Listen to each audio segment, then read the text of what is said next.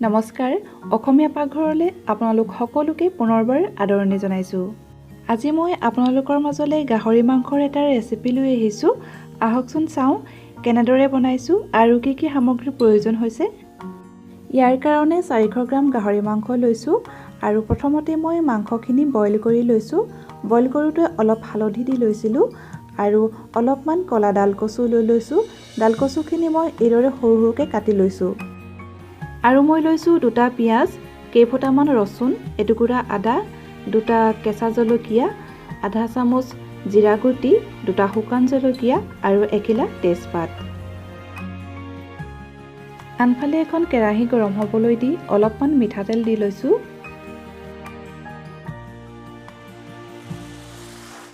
তেলখিনি গৰম হৈ অহাত আধা চামুচ জিৰা গুটি দিছোঁ আৰু দুটুকুৰাকৈ কাটি ৰখা এখিলা তেজপাত দিছোঁ। তেজপাতখিলা দুটুকুৰাকৈ এইদৰে কাটি দিলে লৰাবলৈ সুবিধা হয় আৰু 2টা শুকান জলকীয়া দিছোঁ। অকণমান লৰাই আগতীয়াকৈ কাটি ৰখা পিঁয়াজখিনি দি দিছোঁ আৰু এতিয়া পিঁয়াজখিনি ভালদৰে লৰাই দিছোঁ।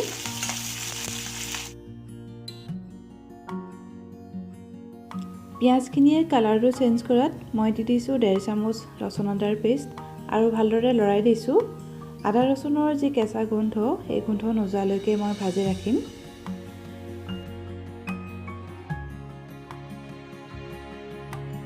পিঁয়াজখিনি ভাজি হৈ গৈছে। এতিয়া আগতীয়াকৈ বইল কৰি ৰখা গাহৰি মাংসখিনি দি দিছোঁ আৰু ভালদৰে লৰাই দিছোঁ।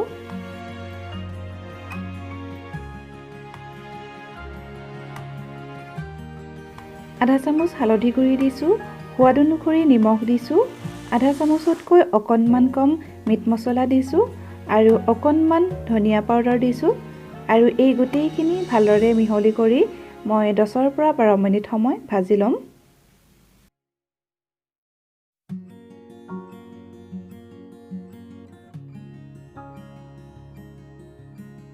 দুটা মিডিয়াম সাইজৰ আলু দিছোঁ আৰু ভালদৰে লৰাই দিছোঁ।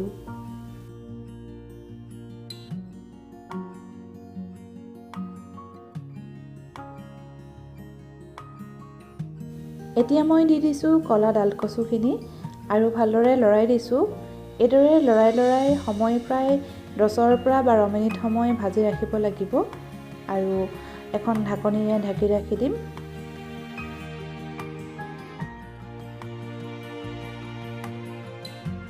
দহ মিনিটমান সময় ভাজি ৰখাৰ পিছত 2টা কেঁচা জলকীয়া আৰু 2টা বিলাহী কাটি দি দিছোঁ আৰু ভালদৰে লৰাই দিছোঁ।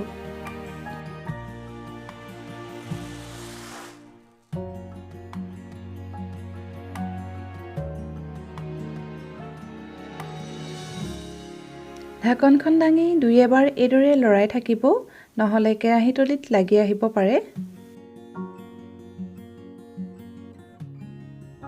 10 মিনিটমান ভাজি ৰখাৰ পিছত এতিয়া পানী এড কৰিছোঁ। এতিয়া 20 পৰা 25 মিনিট সময় উতল আহিবলৈ দিম আৰু এখন ঢাকনিৰে ঢাকি ৰাখি দিছোঁ।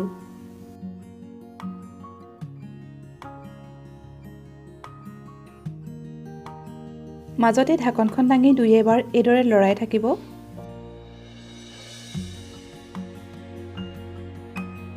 এয়া ডালকচুৰ লগত গাহৰি মাংস ৰেডি হৈ গৈছে আৰু আপোনালোকে এইদৰে এবাৰ ট্ৰাই কৰি চাব বুলি আশা ৰাখিলোঁ। আৰু ভিডিঅ'টো যদি চাই ভাল পাইছে তেতিয়াহ'লে প্লিজ লাইক, কমেণ্ট আৰু শ্বেয়াৰ কৰিব আৰু যিসকলে মোৰ চেনেলটো ছাবস্ক্ৰাইব কৰা নাই তেওঁলোকে ছাবস্ক্ৰাইব কৰি দিব আৰু শেষলৈকে মোৰ এই ভিডিঅ'টো চোৱাৰ কাৰণে আপোনালোকলৈ অশেষ ধন্যবাদ।